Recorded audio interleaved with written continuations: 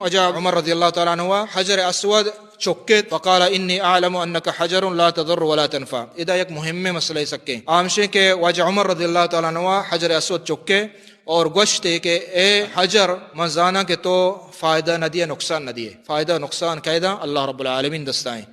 ولولا انی رأیت رسول اللہ صلی اللہ علیہ وسلم یقبلکم ما قبلتم، ما اگر رسول اللہ صلی اللہ علیہ وسلم مدیتین طرح چکگا گوڑا منتر نہ چکتگا.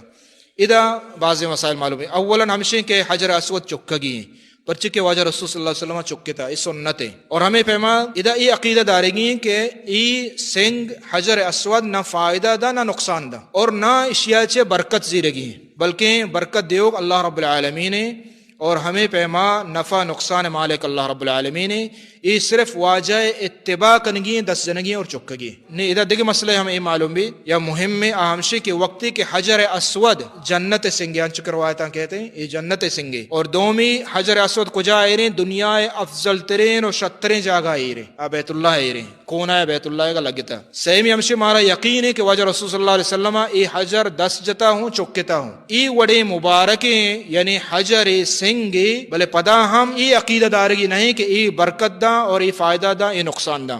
نی کجا کہ عید کے سنگاں کے محلوق لاتے زیری گٹا کہاں لاتے مندرک کہاں لاتے اسی ہمارا برکت دا لاتے اسی ہمارا چے کا نام من واجہ عزیز